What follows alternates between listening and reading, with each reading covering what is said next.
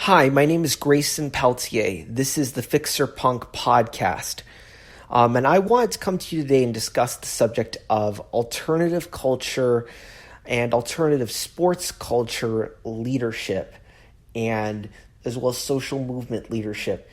And specifically, I want to reference back to this current situation with CM Punk and Adam Page in AEW, All Elite Wrestling. And I think that it has a lot of lessons for anybody who's looking at doing anything in the social movement space, anybody who's in any sort of alternative sports or music culture, punk rock, obviously. We're talking about things like skateboarding culture, which I have gotten very interested in some of the leadership disputes that are going on and the cultural disputes that are going on in skateboarding. And I found what is going on in AEW right now to be very, very strikingly similar to the kinds of things that you have happen in those types of spaces, in any sort of emerging social movement and even in other sports cultures that share this sort of DIY underground alternative DNA with something like AEW. So very briefly, CM Punk and Adam Page, I have a whole article on ProWrestlingMusings.com. I'll link a couple of my articles, and I have a prior episode on this as well. So CM Punk and Adam Page are both professional wrestlers. CM Punk actually, tonight specifically, he got very, very upset about a situation that's been brewing with, and this was in a press conference after their pay-per-view, and he got very upset about a situation involving Adam Page, another pro wrestler who's one of my favorite pro wrestlers. And honestly, Adam Page really is my number one favorite pro wrestler. I think he cemented that very, very well. But just to let you know where my biases are here. But the situation between Adam Page and CM Punk is that Adam Page, before a match for the World Championship, when Adam Page was World Champion, and where CM Punk gained the World Championship, he called out CM Punk for not respecting workers' rights and called out how CM Punk was very arrogantly wanting to sort of carry the company on his back and wanting to kind of take things over. And CM Punk's approach has been very much towards like money and wanting to increase his level of power, really centered more around money and power, and not as much towards the culture that Adam Page and AEW built. So AEW has been an upstart wrestling company that sort of created its own culture, starting really from a YouTube vlog called Being the Elite. And then CM Punk came in after the company started to become more successful. CM Punk, who was rather established in pro wrestling, and even really was the one who started to first call out WWE and calling for them to change, and ultimately left WWE. He came back into wrestling after being out of the business for 7 years, came into AEW, and then he started to things started to shift when he came in toward a lot more ex-WWE people being signed. Whether or not he was the cause of this, we'll never know. And toward a different style than the sort of alternative culture that Adam Page built up with the Elite, the original group that started AEW, that includes the Young Bucks. So what happened there is then this line seems to have been misinterpreted by CM Punk or by somebody else as being a reference back to an old personal dispute over a lawsuit that CM Punk had with another wrestler in AEW named Colt Cabana, who was previously in the same team or faction as Adam Page, the Dark Order. And there's some claims that Adam Page, the workers' rights reference, was to Colt Cabana and that personal dispute from many years ago, and CM Punk is very upset about that personal dispute being reopened and those wounds being reopened. First off, what I'm going to say is CM Punk I can understand that how difficult litigation can be and the kind of emotional wounds that can come from that process. I can sympathize with him in that regard. But I do not think that merely referencing workers' rights in the way Adam Page discussed his argument, the way he framed this thing, I don't think it really had very much to do with Colt Cabana. Maybe it had a little bit to do with it, but I don't think that, and certainly in terms of how you publicly portray and display the story, and the storyline itself, the storyline is very, very, very typical to what you see in the development of an alternative culture. And I feel like CM Punk may have put his blinders onto this, kind of still thinking and being inculcated into kind of the conventional ways of professional wrestling rather than bringing who he fully is as a human to the table, his culture, his identity, and the things that he was fighting for in WWE to the table. And then somehow this got diverted into anger over a personal dispute. And unfortunately, this is the kind of thing that in social movements you see way, way too often. You have somebody who has a lot of power coming in, somebody like CM Punk, who was a huge star, brought out big crowds, but a huge ego. And then there's some little personal dispute, or I'm not even going to say, I don't want to say little, but I want to say it's inconsequential vis-a-vis the overall mission of the movement. There's some personal squabble between these two people. And you have this person who maybe wasn't even part of the starting of it, who wasn't even like integral to the movement itself, who maybe has their own direction, but they have power, they have money. And then this personal dispute they have with somebody else winds up taking up so much energy and time. And this drains the resources and honestly destroys social movements incredibly, incredibly easily.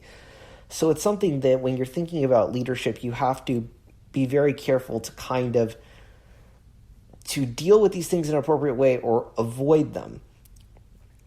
And I think that Adam Page was telling a really, really, really good story here, because we see that a lot of people get caught in social movements, wind up when there's a newcomer, somebody with power coming in that's very money driven and power driven, you see them drift away from their core values. And that's what Adam Page was calling out is happening in AEW.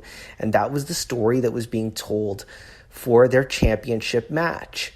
This could very well have absolutely nothing to do with this personal dispute between CM Punk and Colt Cabana. It is a story of what happens in social movements where people, even when there is no personal dispute, it's very common. Like you see this even in the way like professional skateboarders have been going from one side to the other. And I think that the fundamental flaw of what happens is that once people who are from like an alternative culture who maybe don't have a full education, CM Punk, as far as I'm aware, doesn't have like a college education. Adam Page does. Adam Page is actually also a former teacher. And that gives him a little more confidence to have sort of intellectual flexibility to not follow business processes and procedures. But once somebody gets successful, like say, let's just make like a professional skateboarder who gets very successful in the X Games, and their managers have brought them up, even if they had some problems with how they're being treated, or some problems with how the business side of things is happening, they don't really have the confidence to challenge it because they don't have that kind of education and that knowledge of there's a different way to do this. There are socially responsible business ideas that can work. There are philosophical alignments that could allow me to lead with purpose while still succeeding, that could allow me to do well while doing good. So they'll just accept what the business people, the people in the suits tell them to do, even if it's begrudgingly, and they kind of get that mindset in their minds, even if they feel like they disagree with it.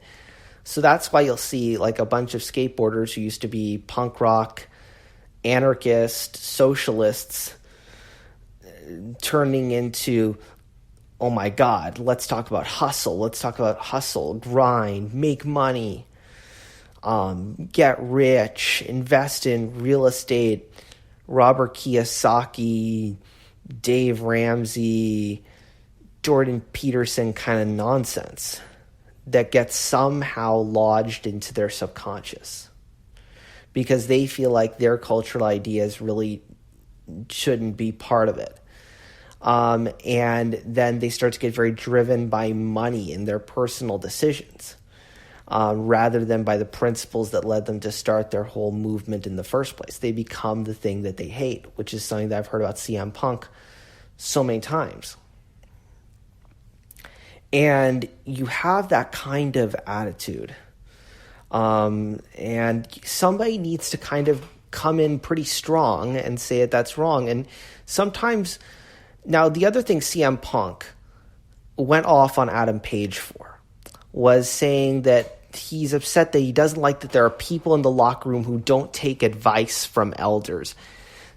This goes back to a comment Adam Page saying that he'll listen to elders, but he doesn't take it, that he goes based on his own trial and error and what he's created through the movement of AEW and the growth of AEW organically into a national TV powerhouse even before CM Punk came in, and that he puts strong value on that.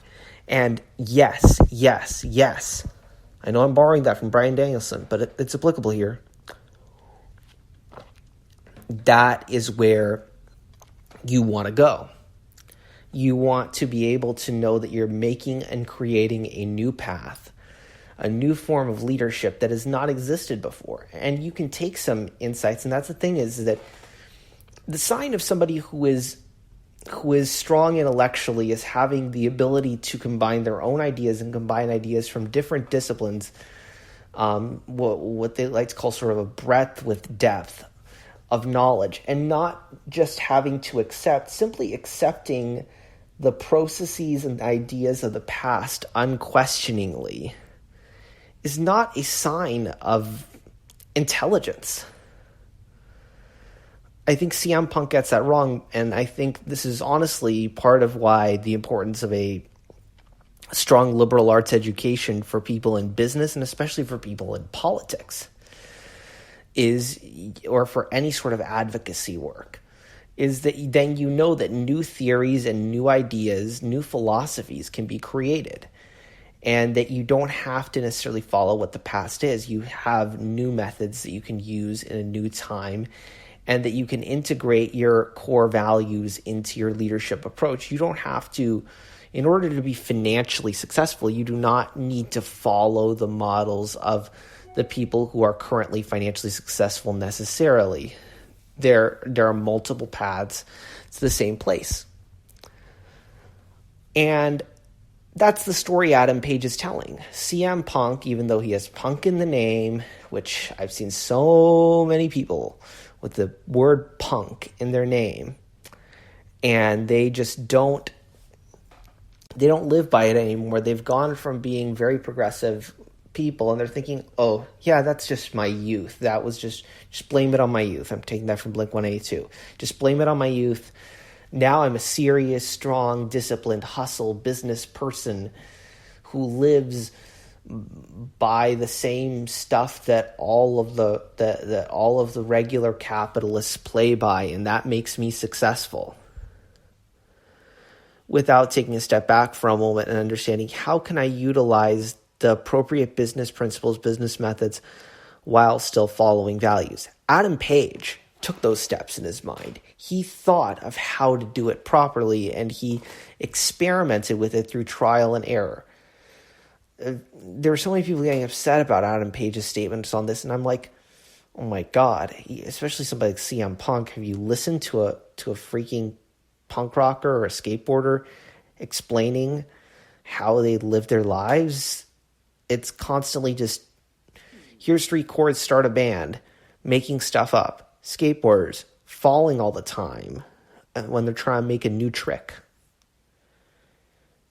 And yes, that attitude can come into professional wrestling, and it can work.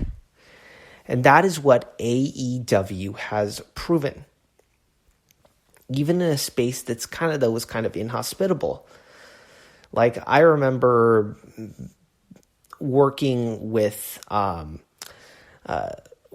media rep firm that was doing some work in the wrestling space. And pro wrestling really wasn't apt for change until the Young Bucks, who went along with Kenny Omega and Adam Page in the founding of AEW, created something new.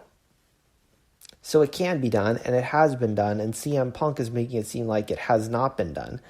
And that was the core of the dispute.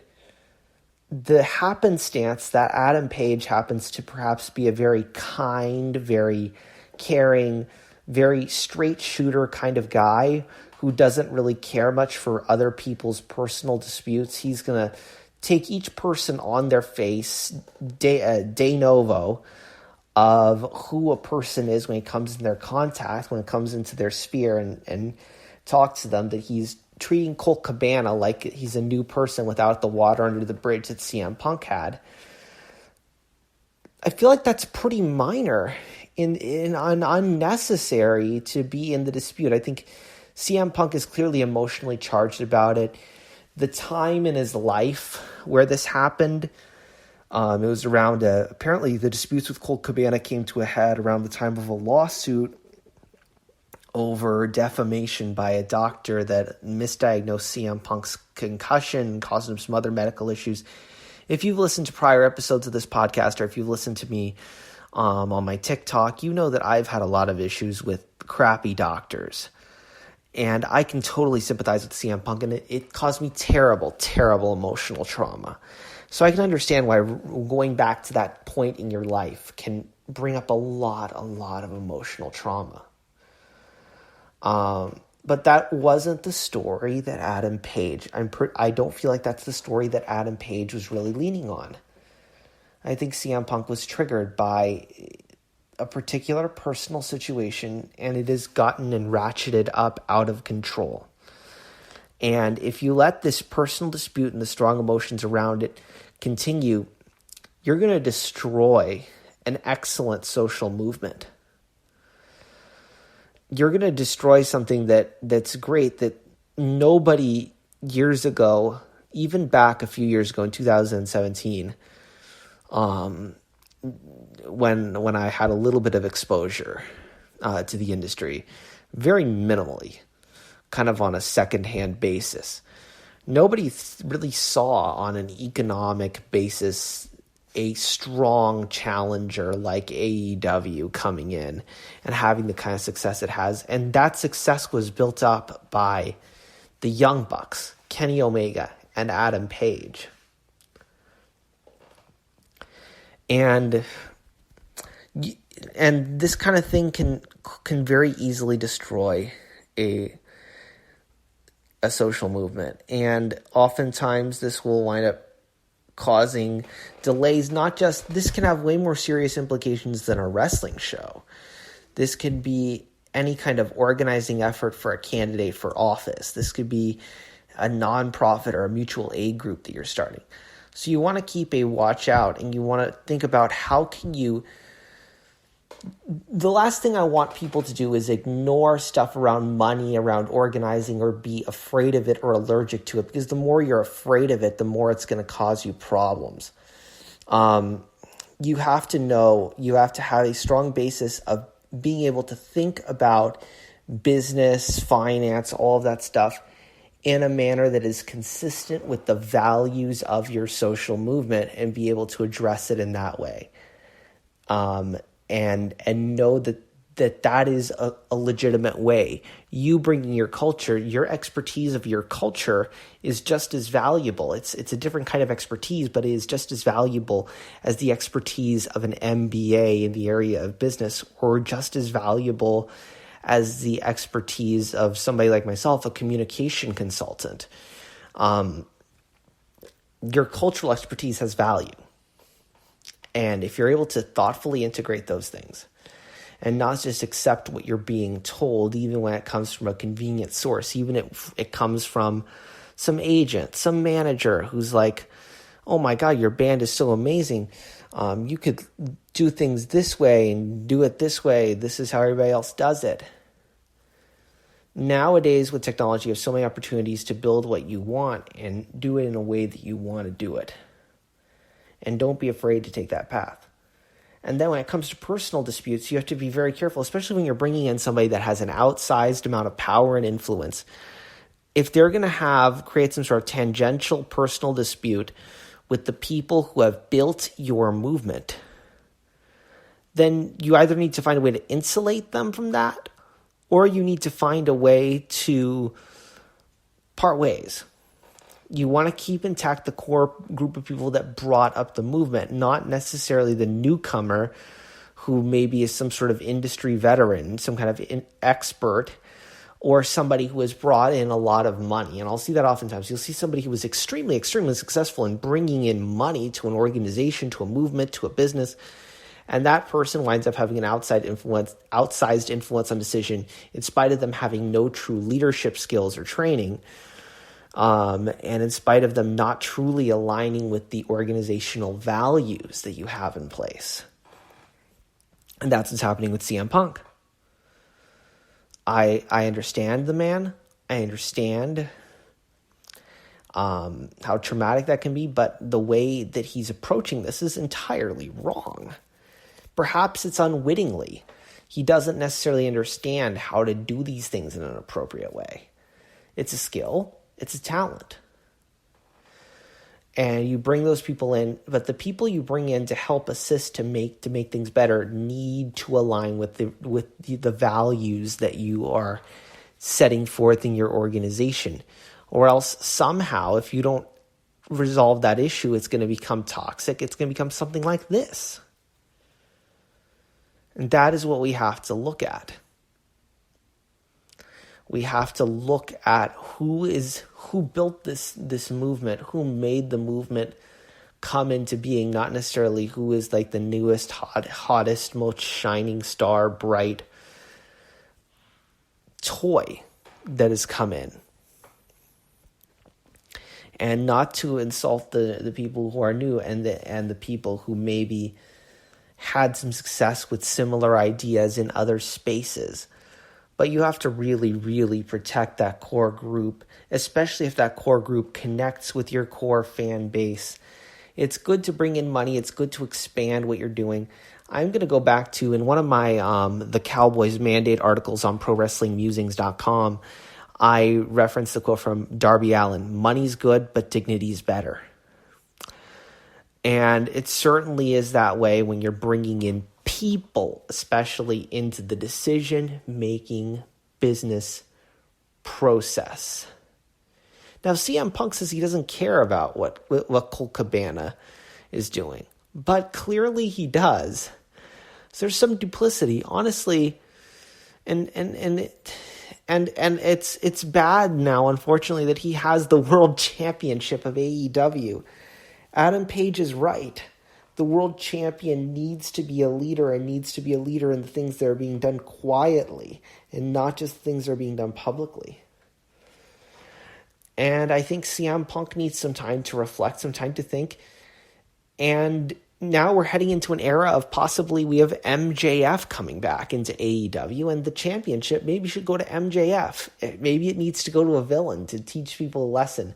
But unfortunately, and I was at the AEW Dynamite episode in LA where this happened, and I thought that this was MJF becoming a good guy, becoming a babyface.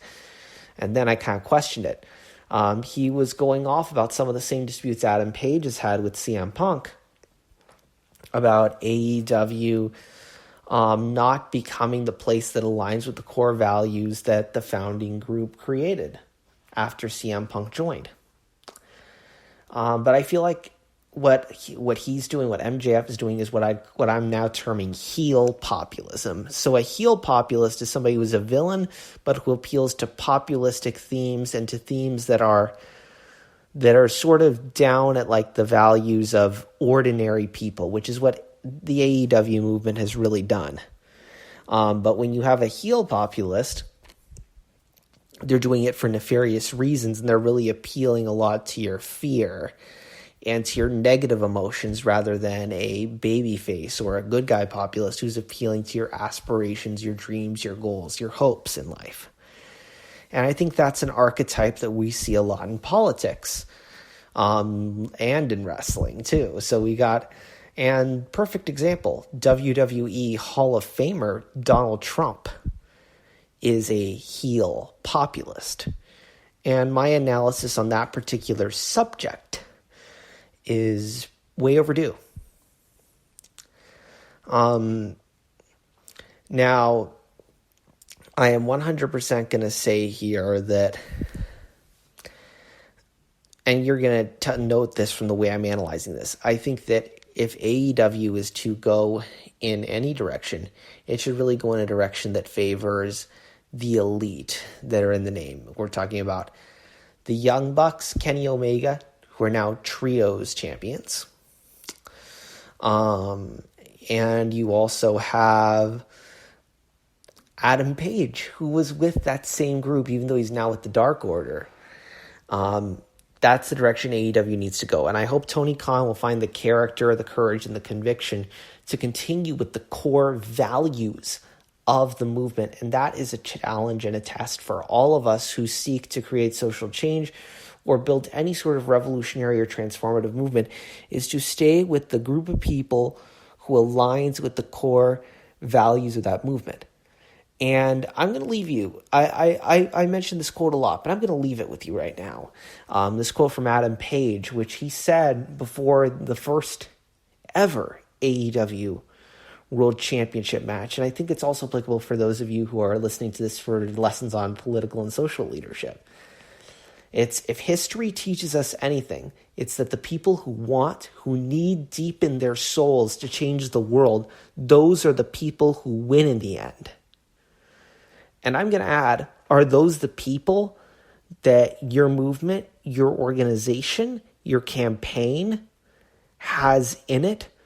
Are those people that you have around you the people who need deep in their souls to change the world?